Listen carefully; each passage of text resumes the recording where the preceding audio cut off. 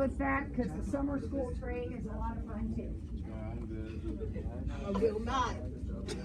All right, here we go. This is our practice, our extra probability practice sheet. So we are going to do some shading, which, oh, by the way, is on today's quiz. So how nice that the practice is here. So we have A and B, and we are going to shade this in. During flex today, it seemed to help when we thought of these as like real things. So for example, this represents the people who like apples, and this represents the people who like bananas, okay?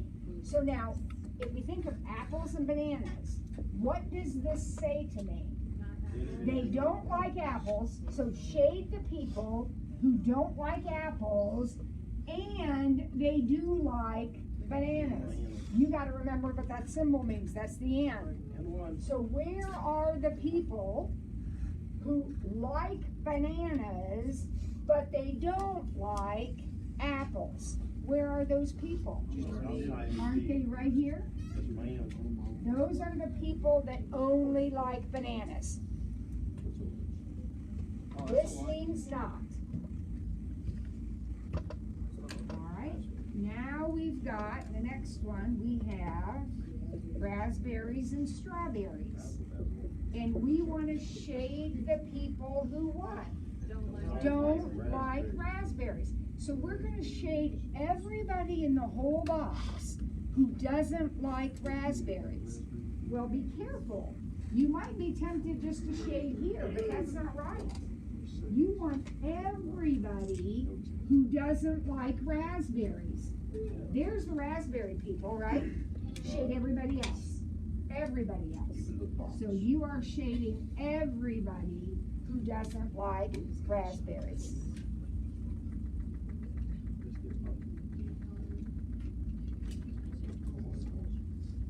The probability that Harrison will eat French fries for lunch is 0.88 on days when he has eat lunch. The probability that he has French fries for lunch on the days that he doesn't have eat lunch is 0.54. He has eat lunch 1/7 of the time. What is the probability that he won't have French fries for lunch? All right, so when I read through that, a lot of words and numbers, what strategy are you thinking? What are you going to do on your paper? You're going to draw a tree diagram, right? Yeah. And there's two things going on in this problem.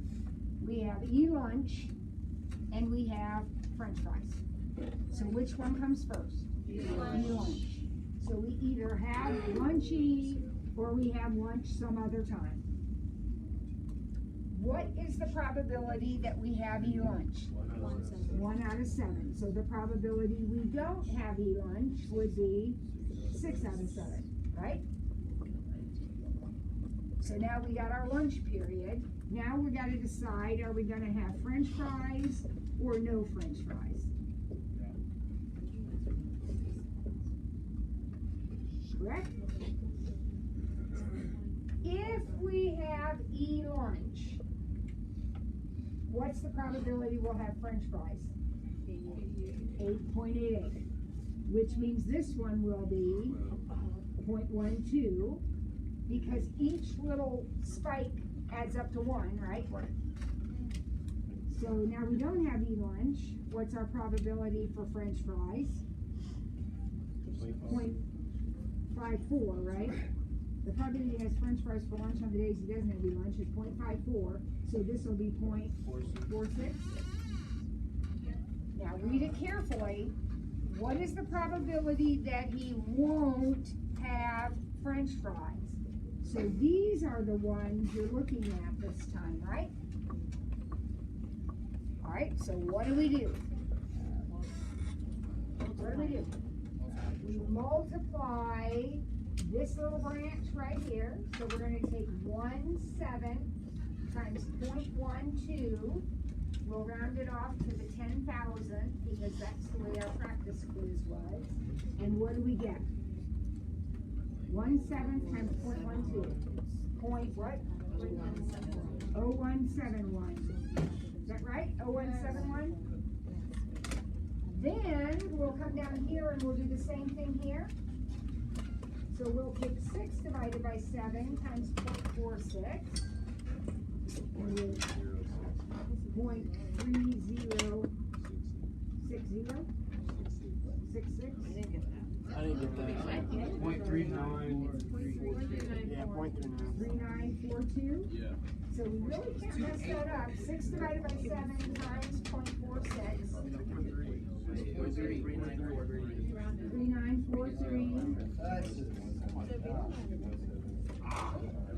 Are we in agreement? 3.3943? So how do we get the answer to the question then? We add those. So the final answer is going to be those two added together, which is going to give me what? 4.4114. And that is the answer to the question. Number 3, this is a review. Number 3, there are 110 students in the gym. Here's the gym. Here's 110 students in the gym. 90 love basketball and 47 love ping pong.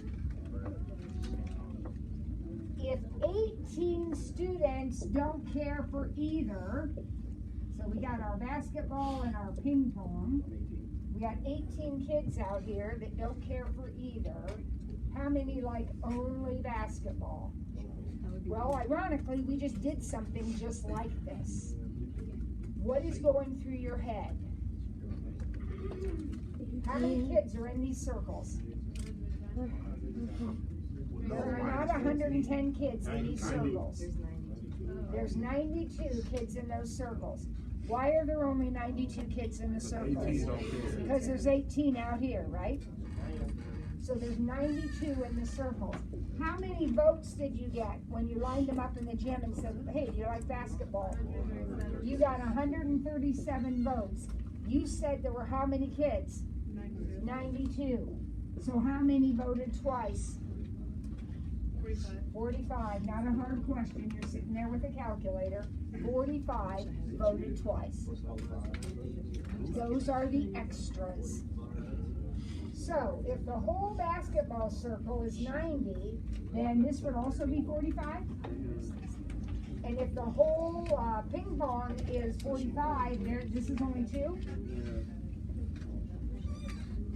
So the question says, how many like only basketball? So what are you going to answer? 45 students like only basketball. Sometimes these are questions that say how many, and sometimes they're questions that say probability. If it was a probability question, what's the probability of picking a kid who likes basketball, or likes only basketball? You would say 45 over 110, right? And you use that. But this says how many like only basketball. All right, turn it over.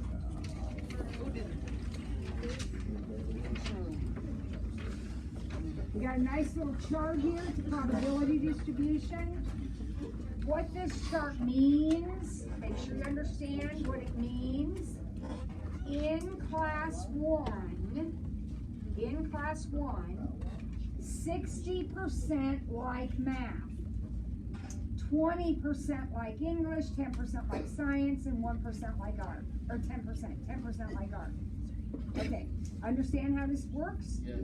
Now, we're going to pick one kid from each class. So here are the 2 classes. I'm going to reach in and grab one out of here, and I'm going to reach in and grab one out of here. That's what's happening. What is the probability that both like math? Well, what's the probability that the first one likes math? Kids, it's in the chart. What's the probability that the first kid likes math? 0.6. What's the probability that the second one likes math? 0.4.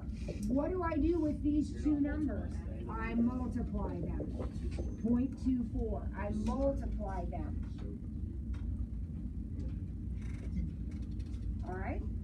B, what's the probability that the first kid likes math and the second kid likes science?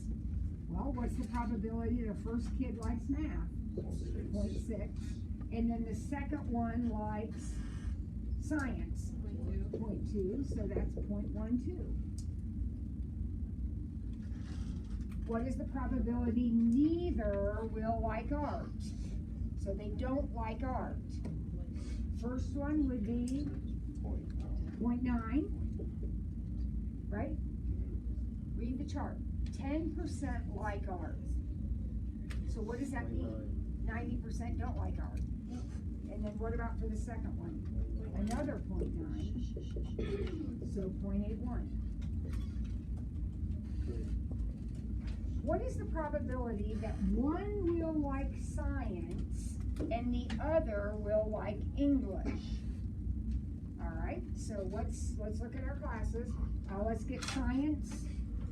What's that probability? The first one, science, 0.1. And then the second one, English, would be 0.3, so that's 0.03. Now, what's wrong with that? Does it say in the problem that the first one likes science and the second one likes English? No, but that's what I did, right? So what else do I have to do? The other way. So first one likes English and second one likes science. Because it doesn't tell me what order. I just need one of each. So I can pick English, science, or science, English, right? And the key is I can pick science, English, or English, science. What do I do in an OR problem? What do I do with those two answers? I add them. So the answer is 0.7. When we are picking math and math, we multiply. When we are picking math or math, we add. Okay, now we got a Venn diagram with some probabilities in it.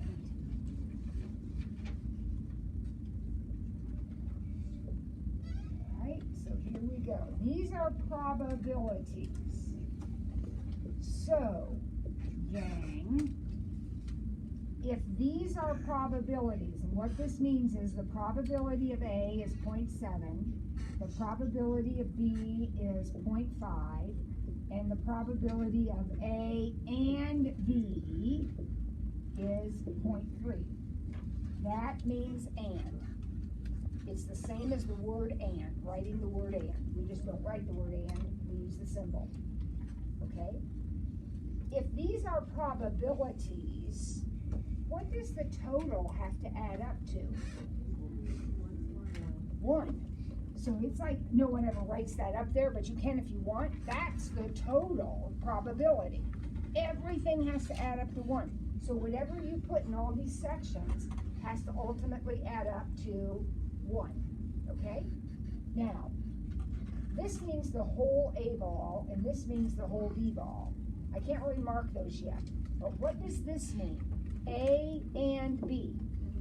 That's the football, right? So on your quiz, you're going to be shading it, but right now I'm just going to mark it 0.3. They tell me there's a 30% chance that you like apples and bananas. But the whole A ball is 0.7. So what does this have to be? 0.4? When in doubt, Sam, use your calculator. All right. The whole B ball is 0.5. So this must be 0.2. Now, look across. What do these add up to? Only 0.9. So we're missing 0.1, and what are they? They are the people that don't like bananas or apples. They're outside the circles. So now we can answer the question. The question says, all right, so think of it as apples and bananas again. This is an and. This symbol means and. So what do you want? You want the people who do like apples and don't like bananas. So where are they in your graph? Right there. Those are the people that like apples, but they don't like bananas. See? So on your quiz, you're going to shade that region. But now we got numbers in there, so we're saying it's the region with the 0.4 in it. And then we've got